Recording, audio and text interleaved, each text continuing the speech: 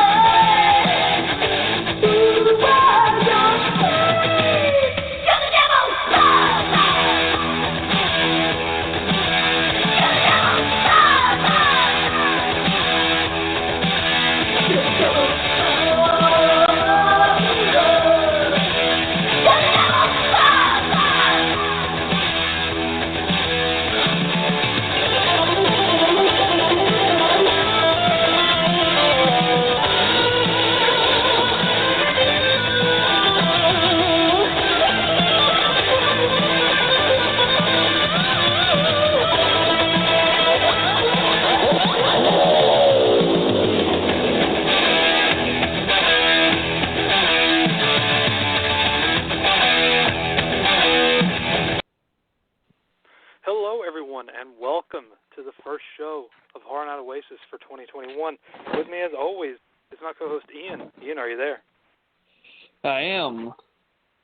How did your new year turn out, sir? It was actually pretty all right for the first few, days, and then more chaos. No, exactly. No, it was fine. It was fine, and then just we'll get into it, because that's the whole reason for this show tonight, is because 2020. I mean, let's be honest, it was shit. I mean, everyone knows it was shit. First 3 months were decent, up until March and lockdown, quarantine, and then it was just shit. And then there's everything going down. We don't need to get into the logistics of it. Everyone knows 2020. It's going to go down in infamy. Yeah. But this film that we're going to be reviewing, because we got a special film from the Boneyard, and this was one that I've been holding off on for a long time. I've had it for a couple years now, and I was just like, I never got around to do it. There's just no opportunity to show itself for the radio shows, because we're always busy and something was coming up, and I'm just like, well, we'll get around to it, and I've held off on it. And then 2020 happened, and then I looked at the title and like, you know what? That's perfect. And I figured, let's start off the year with Post Mortem America 2021, because we had ourselves a freaking virus and everything else. And I figured, what if, it's just go in the film from the past. What if? Everyone's thinking, we're going to have flying cars or hoverboards soon. Everyone goes back to those past films, like, whenever, like, New Year comes around, like, this is the year of Blade Runner, this is the year of that, And I just figured, this film came out in 2013, directed by Cameron Scott. And I guess I should do a little backstory of how I obtained it, because that's usually what I do with the Boneyard stuff. But I don't want to really get into the finer details. I'll just say, again, saw one copy on eBay. Someone priced it pretty expensively. And I contacted the director, and I got it. So, again, I don't know if you can still get it, but I got it for reasonably cheaper than what it was on eBay. And someone actually bought that, too. So I was like, sucks to be you. No, but, and I've just held off on it, I just held off on it, and like I said, wanted to do it for the show, or just, like, watch it. Like, I've been holding off, and with the way the world turned out last year, I figured, what better way to start off 2021 with a film entitled Post Mortem America 2021, just to see, as I said, a what-if scenario. And sadly, there's issues with this one, as with most Boneyard films, but this one is like he comes out right at the beginning of the film to tell you that there's problems. Basically, and we have to bring it up because it is relevant and important to the flow of the film and the review that we're going to be giving. And basically, someone stole or misplaced a memory card that they were using to shoot footage, and they never recovered that memory card. And so he had to basically piece it together with like sound effect, with like the footage that was missing and some sound effects and effects in general, and just had to piece it together with everything that they had from the other memory cards on, I'm assuming. And again, this is one of those films that, again, you can't find much on it. This will probably be the only review for a while. There's actually, believe it or not, Ian, I went back to see, like, you know what, I just want to see, hear our review of radioactive flesh-eating foliage. And then I typed in just on YouTube just to see what was happening. And then they had people that was already, reviewing it, like, December of last year. Like, wow, we really got in on that game before anybody else did. So maybe this will be the thing. Maybe now's the time to release, like, a special edition of the DVD because, again, it's uncommon as fuck. Like I said, I had to contact the director. It took some time, but I got it. And this will probably be the only review because there's none on IMDb, there's none on Letterboxd, anywhere. So for the time being, this is our review. So let's get into this before we run out of time. But again, this is one of those films I don't think we're going to be too worried about the time because we'll get into it. So we have to take into the effect that the memory card was not discovered. That really affects the flow of the film because I'm assuming a lot of the stuff on that memory card was story elements or plot points because most of the film, it's not uneven. Well, it is kind of uneven, but it doesn't flow correctly. There's elements of the story that are just, like I said, it starts one way and then like characters are introduced and you think that there's like this whole backstory and it's missing. And you don't understand some characters and their points and opinions, and it's very uneven with its storytelling. And again, reasoning behind that we already discussed. Yeah. So let's get into the film. So it starts off with a priest, and he is reading from this book. I'm assuming it's the Book of the Dead, but he's a priest, and he basically resurrects the dead, I'm assuming, because it's not exactly sure. He reads a passage from the book, and then the next thing you know, a hand comes up out of the ground, and we have the beginning of our movie. And so we're introduced to a variety of characters throughout the whole film. But our main central characters are Lucille, played by Linnea Quigley, Severin, or Sev for short, and then Rose. And Severin and Rose are sort of this, in a sense, they're like, not really, but like he plays, he's like this boss, this, sort of crime lord because he hired people to do jobs for him to get money and guns and all that stuff, as a mob boss, crime boss, whatever. And Rose was his, second in command, basically. So Lucille, Linnea's character, again, it's very uneven, but basically she comes back from the dead because 5 years previously she had a baby. Again, we don't know much backstory besides that she had a baby, she wanted to raise it, so I'm assuming she wanted to leave Sev and raise the child.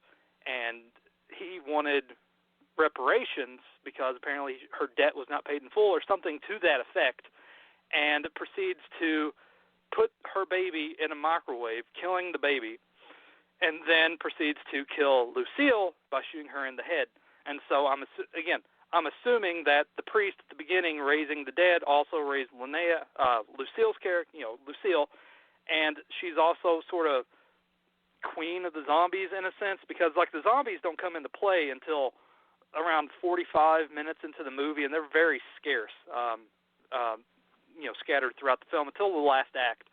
And so Lucille, she starts to get basically revenge on Sev and all those that he employed by killing them.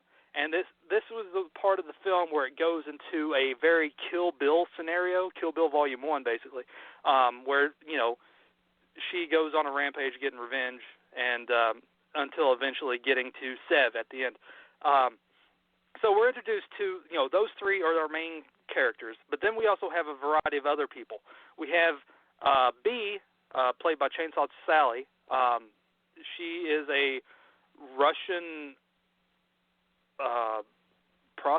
she's not a prostitute, but she's the ringleader of, like, the whorehouse, basically. She's the house mother in a sense. And, like, Sev hires her to go after Lucille. And then we have Susie, I forgot the other, who is your friend? Jane, and I forgot the other guy's name, but, like, Susie and Jane and another guy are hired to go after Lucille, or they're trying to track down somebody before Lucille does. And then we're introduced to, like, Rattlesnake Sally, and then Ray, and, like, again, there's a variety of characters through this film, and each one, again, they have their set path, but the flow is very uneven because they don't really walk around, but there's no really sense of, like, urgency or reasoning for things. It's just like, we need to go to this place, to that place, to this place to meet up here eventually. It's very uneven. And then, like, again, Lucille, she meets up with another girl at the theater, and I was unsure if they were related or friends or old acquaintances or something because, like, they go to that, they set up, there's, like, this conversation that goes on, and later on in the film, like, the friend, like, I'm not going to be any part of this, and walks off for some reason. And then we have, I'm trying to remember stuff, like Ray and B are, like, at odds, and then, like, Rattlesnake Sally is at odds with Ray because there's the plot development there that kind of springs up towards the end of the film. And then there's Rattlesnake Sally again, and then like the bartender played by Joel Wynkoop, and like there's conversations there and like a sort of a Reservoir Dogs ear style scene, but like with fire, but like gunshots and everything, where she's torturing him, and then again it just all melds together where like certain people are in one place, another place, and they're just driving or going to this place, meeting up with this person. Each one has their own set path, basically. And I felt that, again, there's ambition here. It's very an ambitious film. It's like another low-budget, very hard-to-find zombie movie called Way Darker Than You Think. It's like 2 hours and something. And it's very ambitious and on a very limited, minuscule budget. But they try to do so much with it in the constraints of what they were trying to do. To make it like this big, epic zombie action movie, Way Darker Than You Think. So I felt like this is the same way, and I felt they could, if it wasn't for that memory card, and again, I felt like the flow could have worked better, and like everything that was probably on that memory card that would have made the film even, would have made this a little bit more, I wouldn't say enjoyable, but more, cohesive and more digestible, because at what it is now, it's a decent, okay zombie film. I mean, it is better than a lot of zombie films that I've watched, and again, I've watched a lot of them. But there's just that uneven. Again, I'm going to use that word because it's the only way to really stay true. What this film is, it's very uneven. It didn't take the enjoyment out of the film.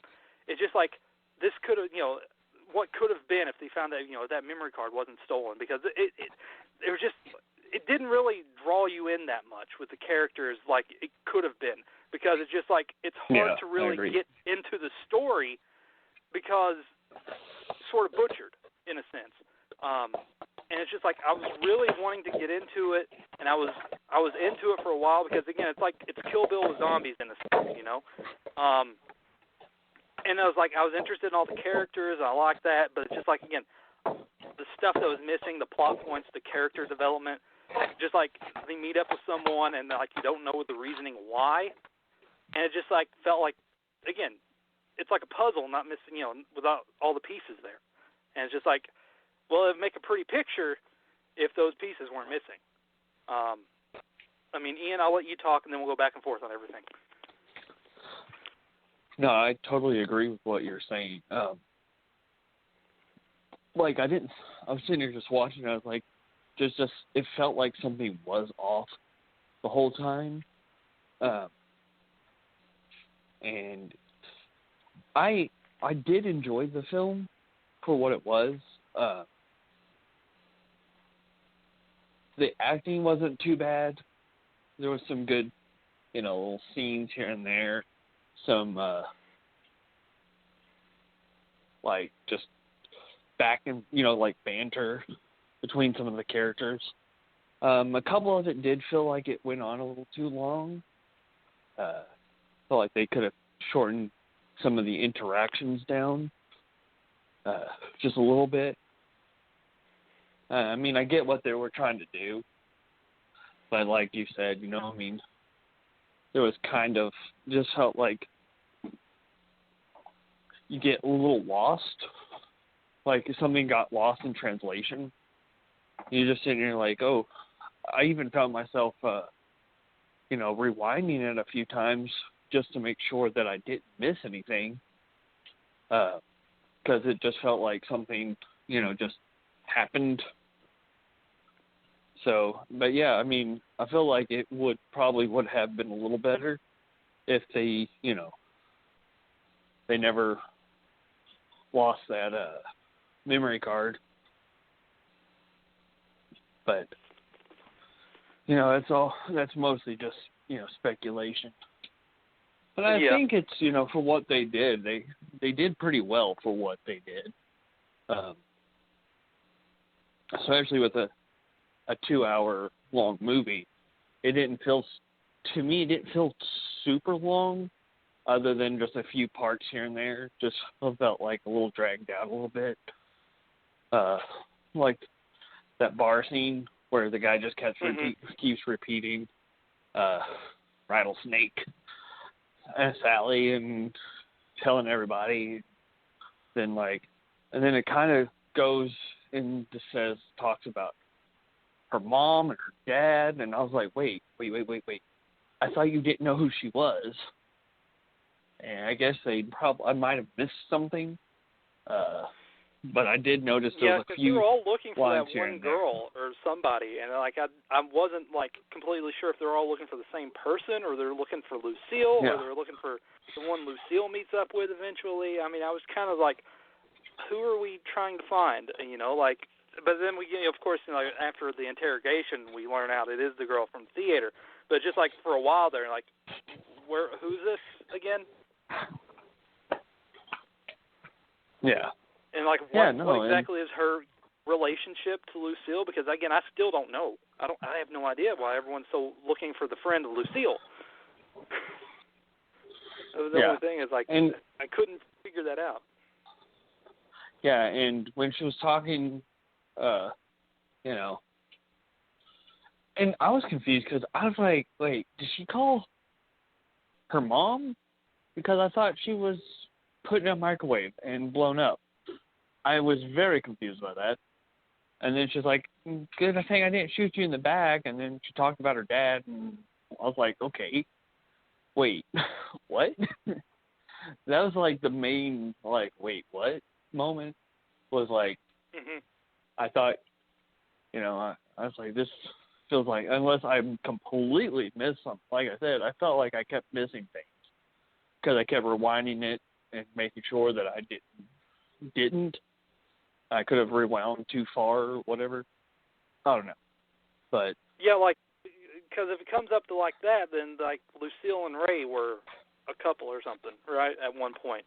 But they never have any interaction together from what I see in the film. From what I can remember, I don't recall them ever crossing paths at all because, besides, Sally and Ray, they meet up and, they call each other, dad and daughter. And then Sally meets up with Lucille, mom and daughter, but Ray and Lucille never meet up. Ray goes after Bee that's in the building, and they have a shootout, and then there's like parts there that just like, like why is this happening? Like why is Ray going after B, the whore, the Russian whore? And and I was confused by that as well. It's just like, wait, they don't, and then like him like, you need to get out of this while you still can, and like she's like, you're not my father, but you are my father. I was like, wait, you're denying it, but at the same time you're accepting it. But I don't know. That felt a little off. And there isn't like, I don't know, there's just something I think that's really what it was just, we're just missing pieces, and they filled it in as best as they could. And you got to give them props for that.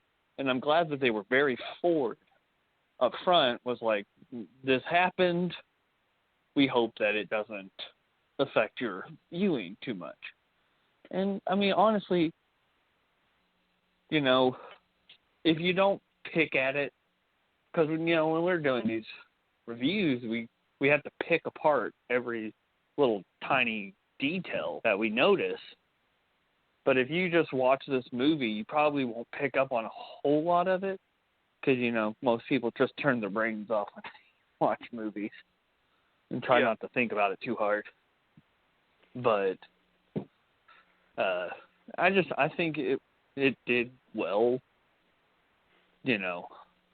despite the mild flaws that weren't really that bad. It's just, no, I mean, like I said, like the flaws I can put aside, because there's been other movies that I've watched. Again, I can just go into, like, again, non-zombie films. It's like over 2 hours, and even stuff that we reviewed. I mean, it's fine.